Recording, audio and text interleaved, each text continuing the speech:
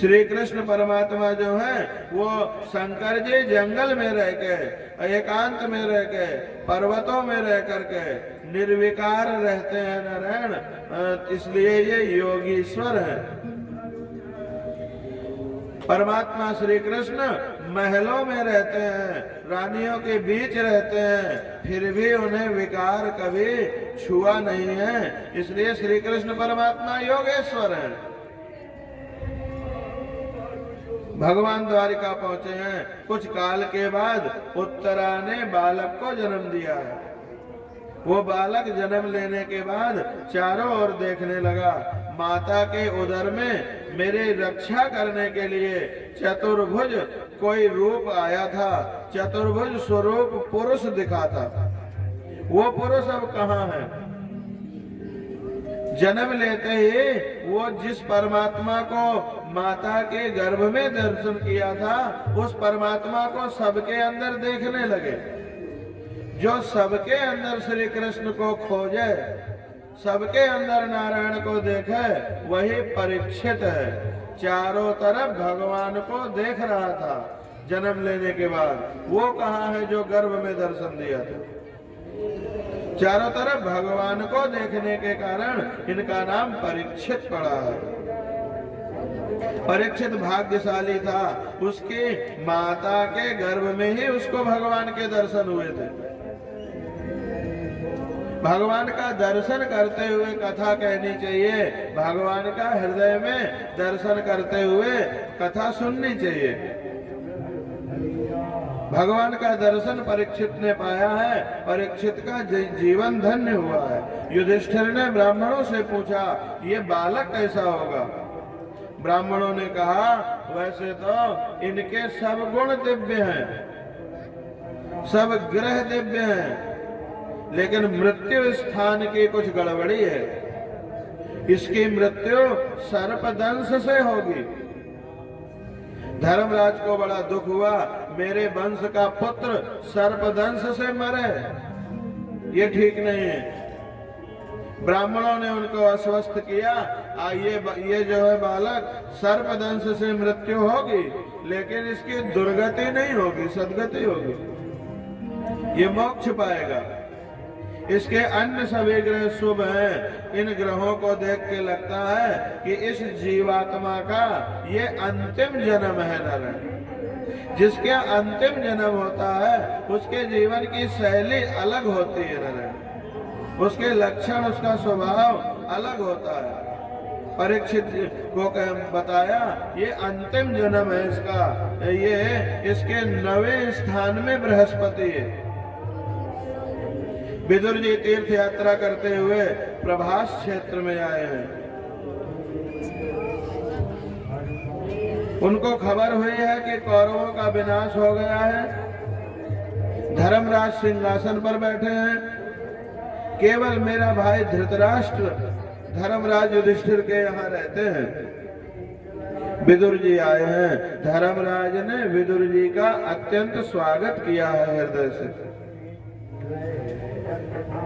विदुर जी सम्मान मांगने नहीं आए थे, अपने भाई को बंधन मुक्त कराने के लिए गए थे। अपने बंधु धृतराष्ट्र को बंधन मुक्त कराने के लिए गए थे। उन्होंने 36 वर्षों तक तीर्थ यात्रा करी है। संत जो होते हैं वो तीर्थ में भी इसलिए जाते हैं, उनके जाने से तीर्थ में तीर्थत्व बढ़ता है। संसार के जीव तीर्थों में जाके अपने पाप गंगा जी में डुबकी कर लगा के दान दे के पापों से छुट्टी पा जाते हैं। संत जब जाते हैं नारायण, उनके जाने से वो सभी पाप जल करके भस्म हो जाते हैं, नष्ट हो जाते हैं। जैसे विष्णु भगवान के पास असुर नहीं ठहरते नारायण, राक्षस नहीं ठहर सकते, उसी तरह संतों के पास में पाप नहीं ठहरता, वो जल करके भस्म हो जाया करता है। तो विदुर जी तीर्थों में दर्शन करने के बहाने तीर्थों को पावन करते हुए 36 वर्षों तक यात्रा किए। यात्रा में अन्य चिंताओं के कारण परमात्मा का नियमित ध्यान नहीं हो पाता, सत्कर्म नियम पूर्वक नहीं हो पाते। इसलिए तीर्थ यात्रा बहुत श्रेष्ठ है, किंतु तीर्थ यात्रा की भी अपेक्षा भगवान का ध्यान श्रेष्ठ है। किसी ने प्रश्न किया कि जब तीर्थ यात्रा से ज्यादा पूजा श्रेष्ठ है और पूजा से ज्यादा ध्यान करना श्रेष्ठ है, तो विदुर जी तो परम ध्यानी विज्ञानी थे, वो ध्यान छोड़ के तीर्थन में कहे गए? तो उत्तर में ये बताया, तीर्थों को पवित्र करने के लिए वो गए थे। अपने हाथ से जो भी पुण्य कार्य होए उसको भूल जाओ नारायण, और जो पाप हो जाए धोखे से भी हो जाए अगर, उसको कभी भूलना नहीं, उसे याद रखना, उस पाप को दोबारा कभी नहीं करना।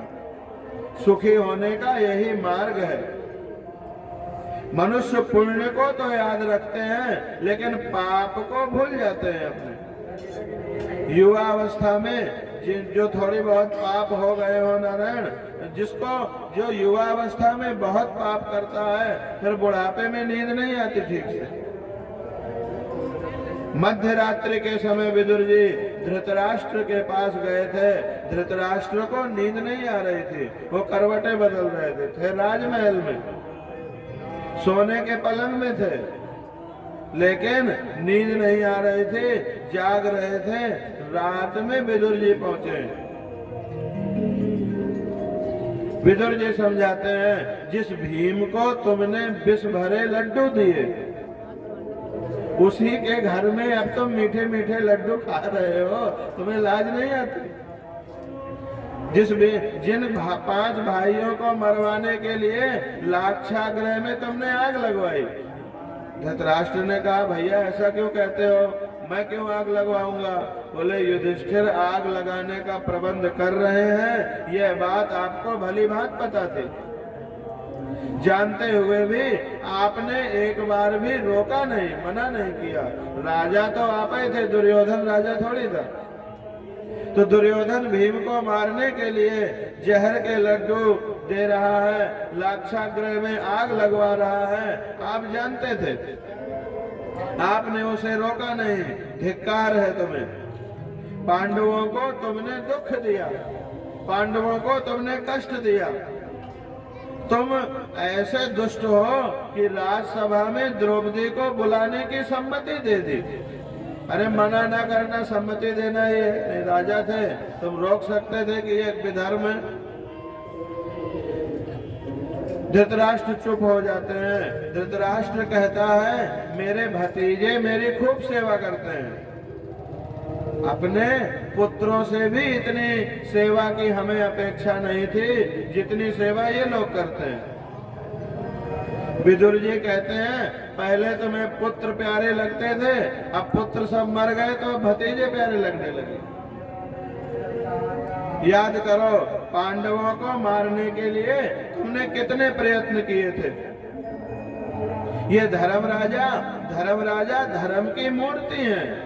धर्म मूर्ति होने के कारण तुम्हारे द्वारा किए गए अपकारों का बदला भी उपकार के द्वारा चुका रहे हैं। तुमने इनके साथ इतना गलत किया, लेकिन फिर भी ये आपकी सेवा कर रहे हैं। खुद समझ सोच करके घर छोड़े वो बुद्धिमान है। कुछ ही समय में तुम्हारी मृत्यु हो जाएगी। तुम घर नहीं भी छोड़ोगे, महल का लोभ नहीं भी छोड़ोगे, तब भी ये महल छूट जाएगा। महल में चाहो कि हमेशा रहें तो नहीं रह सकते। धृतराष्ट्र कहता है, भाई तेरा कहना तो ठीक है, लेकिन मैं तो अंधा हूं, अकेला कहां जाऊंगा। विदुर जी कहते हैं, धर्मराजा तुम्हें जाने की कभी अनुमति नहीं देंगे, जाने भी नहीं देंगे। मध्य रात्रि में तुम हमारे साथ भाग चलो चुप्पे से, जाना पड़ेगा। धृतराष्ट्र और गांधारी को लेके सप्त स्रोत तीर्थ गए हैं नारायण, जहाँ ऋषिकेश के बाद में गंगा जी 7 धाराओं में विभक्त हो जाती हैं। सप्त ऋषियों ने जहाँ बैठ के तपस्या की है। संसार में मन रूपी मछली ये घूमती फिरती रहती है, उसको विवेक रूपी बाण से बींधो। जो कोई मन रूपी मछली को, घूमती हुई मछली को विवेक रूपी बाण से छेद देते हैं, उन्हें द्रौपदी मिलती है। अर्जुन ने वो घूम रही मछली के आंख में निशाना लगाया, ऐसा तीर मारा कि उन्हें द्रौपदी प्राप्त हो गई। और जिसको द्रौपदी मिलती है उसका सारथी भगवान को होना पड़ता है। जिसके पास द्रौपदी है उसका रथ श्री कृष्ण चलाते हैं। द्रौपदी कृष्ण भक्ति का ही नाम है, कृष्ण भक्ति का ही नाम द्रौपदी है। मन को जब तक नहीं मारोगे नारायण, कृष्ण भक्ति प्राप्त नहीं होगी, कृष्ण भक्ति का रस प्राप्त नहीं होगा, स्वाद नहीं मिलेगा। मन को जो प्रिय लगे वो मत करो। पंचदेव ही द्रौपदी रूपी भक्ति के पति हैं। जिस पर भगवान की कृपा दृष्टि होती है वही इस मन रूपी मछली को मार सकता है नारायण। मन रूपी मछली को कौन छेद सकता है? बोले जिसको श्री कृष्ण इशारा करते हैं वही छेद सकते हैं। भगवान की कृपा दृष्टि जब तक ना हो नारायण, तब तक ये मन रूपी मछली मारे नहीं मरती है नारायण। इसको कोई मार नहीं सकता है, भगवान की कृपा से ही मन मरता है। विदुर जी बताते हैं, बड़े भैया याद करो, जब हमारा नाश करने के, पांडवों का नाश करने के लिए नारायण दुर्योधन ने दुर्वासा ऋषि को भेजा था। एक पत्ते से अच्छे पात्र भर के कृष्ण परमात्मा ने उस संकट से उन्हें बचाया था पांडवों को। दुर्योधन ने 4 महीने चौमासे में दुर्वासा जी की सेवा की, अपने यहाँ भोजन कराया। दुर्वासा ऋषि का ऐसा नियम था, कोई 10,000 ब्राह्मणों को भोजन करावे तो वो एक बार खाते थे और नहीं दूबा खाके और उसका रस निकाल के उसी में रहते थे। 4 महीने तक दुर्योधन ने दुर्वासा जी की सेवा की। प्रसन्न होकर के दुर्वासा कहते हैं, वर मांगो। दुर्योधन ने सोचा दुर्वासा के श्राप से पांडवों के नाश का अच्छा अवसर है। एकादशी का व्रत था। वैसे तो सूर्यदेव का अक्षय पात्र पांडवों के पास है, लेकिन द्रौपदी के भोजन कर लेने के बाद में पात्र में कुछ नहीं मिलता। भोजन न मिलने पर पांडवों को श्राप देंगे, और पांडवों को श्राप देंगे तो उनकी दुर्गति होगी। दुर्योधन ने दुर्वासा से विनती की कि आप अपने 10,000 शिष्यों को लेकर के युधिष्ठिर का आतिथ्य स्वीकार कीजिए। जैसे कृपा हमारे ऊपर की है ऐसे हमारे भाई पांडवों के ऊपर भी कीजिए। अब पांडव जंगल में रहते थे, 10,000 लोगों का भोजन कैसे व्यवस्था करें? युधिष्ठिर का आतिथ्य स्वीकार करें। अपने कुटुंब के वे ही गुरुजन हैं। और हाँ, द्रौपदी बेचारी भूखी न रह जाए। पांडवों के भोजन कर लेने के बाद ही आप वहां जाइएगा। संत की सेवा सद्भाव से करेंगे तो वो फलीभूत होगी, दुर्भाव से करेंगे तो वो सफल नहीं होगी। 4 मास दुर्वासा जी को अपने यहाँ भोजन करा के दुर्योधन ने पांडवों के सर्वनाश की इच्छा की। सेवा करी संत की और इच्छा करी कि पांडवन का सर्वनाश हो जाए। संत की सेवा तो करी उन्होंने, लेकिन सर्वनाश करने के लिए। दुर्योधन की विनती के अनुसार दुर्वासा 10,000 शिष्यों के साथ पांडवों के आंगन में पधारे। दुर्वासा ने युधिष्ठिर से कहा, राजन कल एकादशी का अनशन था आज हमें बड़ी भूख लगी है, आपके घर हम भोजन की इच्छा से आए। अक्षय पात्र इच्छा अनुसार भोजन देता था, आज द्रौपदी भोजन कर चुकी है। सो फिर भी युधिष्ठिर जी ने दुर्वासा से कहा, बड़ी कृपा की हम पर, आपने हमारा आंगन पावन किया, आप सब गंगा स्नान कर लें, तब तक हम वो प्रसाद तैयार कर देंगे। धर्मराज का धैर्य तो देखो न, घर में अन्न का एक कण भी नहीं है, घर में कुछ नहीं है, और 10,000 ब्राह्मणों को उन्होंने न्योत दिया, आमंत्रण दे दिया। युधिष्ठिर को विश्वास है कि मैंने आज तक कभी धर्म की उपेक्षा नहीं की है, इसलिए मेरे मौके में, मेरे आवश्यकता पड़ने में धर्म स्वरूप प्रभु मेरी रक्षा अवश्य करेंगे। भीम, अर्जुन, द्रौपदी ये सब चिंता कर रहे हैं, इन सबको भोजन कैसे कराएं। द्रौपदी भी सोचती है, आज तो अक्षय पात्र भी काम नहीं आया, मैंने भोजन कर लिया, भोजन न मिलने से क्रोधित हुए दुर्वासा श्राप दे देंगे, हमारे पांडवों का सत्यानाश हो जाएगा। द्रौपदी बहुत दुखी हुई है, द्वारिकाधीश की प्रार्थना करने लगी, नाथ मेरी लाज रखना, नहीं तो जगत तुम्हारी खिल्ली उड़ाएगा। आर्तनाद किया है नारायण, हृदय द्रवित हुआ है। जिस प्रकार आपने आज तक हमारी सहायता करके लाज रखी है, उसी तरह आज भी हमारी लाज रखना। इन 10,000 संतों को भोजन न दे सकेंगे तो दुर्वासा श्राप दे देंगे, हमारा सब बिगड़ जाएगा। द्वारकानाथ दौड़ते हुए द्रौपदी की कुटिया में आए हैं, भगवान वहीं प्रकट हो गए। द्रौपदी ने स्मरण किया है और देखा भगवान चले आ रहे हैं। भगवान ने कहा, देख मैं आ गया हूं। आते ही भगवान द्रौपदी से कहने लगे, मुझे बड़ी भूख लगी है, कुछ खाने को दे मुझे। हमारे घर में कुछ भी नहीं है महाराज, आप हमारी हंसी न करें, आप सब जानने वाले हैं। 10,000 संतों को भोजन कराना है, इसलिए आपको पुकारा है, आप उसकी व्यवस्था करके हमारी लाज रखें, बड़ी कृपा होगी आपकी नाथ।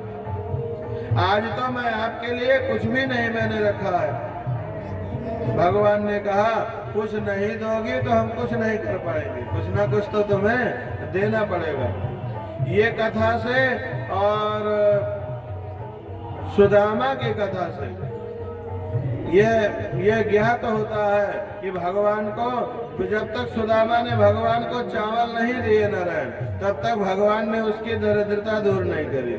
जब तक द्रौपदी ने साग का एक पत्ता ही सही, जब तक कुछ दिया नहीं, तो भगवान ने द्रौपदी की भी सहायता नहीं करी। इससे ये सिद्ध होता है कि जगत का नियम ऐसा है नारायण कि कुछ यदि दान किया हो तभी परमात्मा उसको बढ़ा चढ़ा के देते हैं, और नहीं परमात्मा है तो सब जगह। जो दान नहीं करता है नारायण, उसकी भगवान कहते हैं हम मदद नहीं कर पाते। द्रौपदी पास में नारायण भगवान के खड़ी है, भगवान कहते हैं कुछ हमें दो, कुछ नहीं है। भगवान ने कहा, देखो शायद पात्र में कुछ लगा हो, अक्षय पात्र मुझे दिखाओ, शायद मेरे लिए कुछ हो। द्रौपदी ने प्रभु के हाथ में अक्षय पात्र रख दिया। भगवान ने देखा उसमें सब्जी का एक पत्ता रह गया था। पत्ता कहां से आ सकता था? भगवान ने प्रेम प्रयोग से पत्ता उत्पन्न कर दिया था। उन्होंने उस पत्ते का प्राशन किया है, उसको मुख में रखा है। परमात्मा को जीव जब प्रेम से कुछ भी देता है तो उन्हें तृप्ति हो जाती है, और बिना प्रेम के चाहे जितना दो, उससे उन्हें क्या मतलब, पूरा जगत तो उन्हीं का है। अंतर्यामी रूप से वे सब जीवों में व्याप्त है नारायण। भगवान द्रौपदी से कहते हैं आज जगत के सब जीव तृप्त हो गए।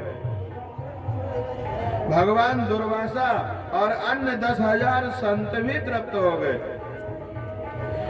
भगवान भीम से कहते हैं भीम दादा, भीम भैया जाओ संतों को बुला करके लाओ, कह दो प्रसाद तैयार है।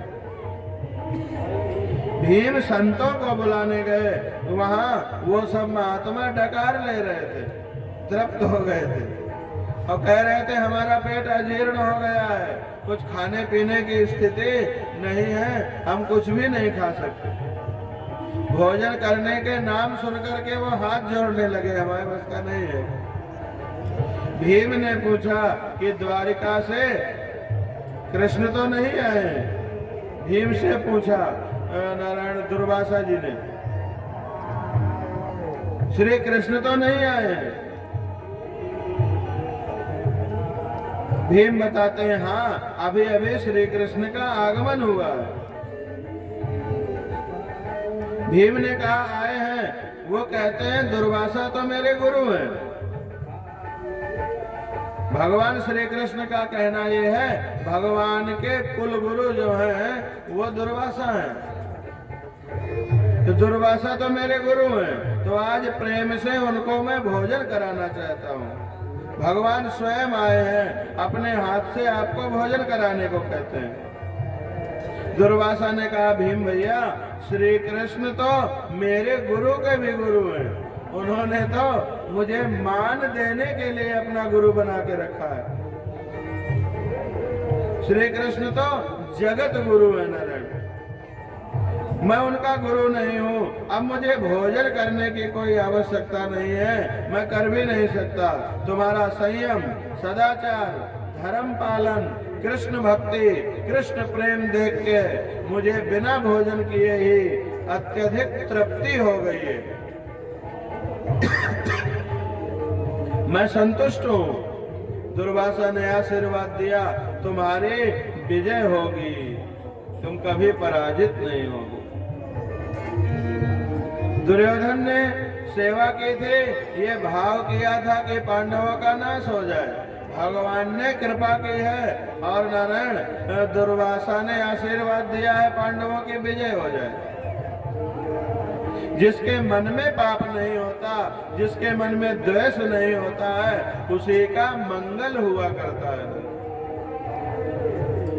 दुर्योधन ने सेवा की और आशीर्वाद धर्मराजा युधिष्ठिर को मिला। यदि जीव और ब्रह्म एक न हो तो श्री कृष्ण पत्तों का प्राशन करें और दुर्वासा तृप्त हो जाए नारायण, ऐसा कैसे हो सकता है? जीव और ब्रह्म एक ही हैं, इसलिए आत्मा के तृप्त रहने से, श्री कृष्ण के तृप्त रहने से पूरा जगत तृप्त हो जाता है। जीव और ईश्वर का भेद आभास मात्र है नारायण, तत्व तो एक ही है। भगवान के कुछ समय बाद भगवान ने भी लीला पूरी कर दी थी, पर स्वधाम गमन किया था और यदुवंश का संहार हो गया था। पांडवों ने जब खबर सुनी है कि भगवान श्री कृष्ण नहीं रहे हैं, तो उन्होंने अपना राज्य परीक्षित को दे करके धर्म राजा युधिष्ठिर ने स्वर्गारोहण का निश्चय किया था। परीक्षित को राज सिंहासन दे दिया है।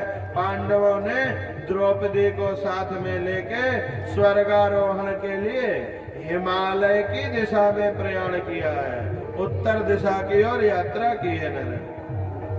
केदारनाथ पहुंच के उन्होंने केदारनाथ भगवान की पूजा की है। आज भी केदारनाथ के मंदिर में पंच पांडवों की मूर्ति स्थापित है, वहां है। जीव और शिव का मिलन हुआ है, उस केदारनाथ के आगे निर्वाण पंथ है। पांडवों ने वही रास्ता पकड़ा है। चलते चलते चलते महाभारत के अनुसार पहले द्रौपदी का पतन हुआ है, शरीर उसका गिर गया है। वैसे तो द्रौपदी पतिव्रता थी, लेकिन अर्जुन के प्रति उसे अधिक प्रेम था, इसलिए पक्षपात का भाव अर्जुन के प्रति रखती थी। सो द्रौपदी बिना शरीर के स्वर्ग की तरफ, महाभारत के अनुसार स्वर्ग और भागवत के अनुसार तो मोक्ष नारायण हुआ है। दूसरा पतन सहदेव का हुआ है, सहदेव को ज्ञानाभिमान था। तीसरा पतन नकुल का हुआ है, नकुल को रूपाभिमान था। फिर अर्जुन का पतन हुआ है, अर्जुन को तनिक अपने बल का अभिमान था। फिर पतन हुआ भीम का, भीम दादा बहुत खाते थे नारायण, और खाने के बाद भी अघाते नहीं थे, अघाते नहीं थे। भीम का पतन हुआ है, शरीर छूटा है। धर्मराज ने पूछा, धर्मराज का पतन होने लगा तो धर्मराज से पूछा, भीम ने पूछा नारायण, जब भीम का पतन होने लगा धर्मराज से कि मेरा पतन क्यों हो रहा है, मैंने तो कभी कोई पाप नहीं किया। युधिष्ठिर बताते हैं, भीम भैया तू खाता बहुत था, खाता बहुत था, सो तेरे पतन का कारण हुआ है। खाने के समय नारायण बहुत होश से खाओ, आंखें खोल के खाओ। संत और देवताओं को भोजन कराते समय आंखें बंद करके नारायण उनको भोजन कराओ। भोग लगाओ तो आंखें बंद करके आओ, भगवान जी भोग पा लो। यदि आचार विचार शुद्ध हो तो कली तुम में प्रवेश नहीं कर सकता। जिसके आचार विचार शुद्ध है नारायण, उसका व्यवहार शुद्ध हो जाता है। सत्य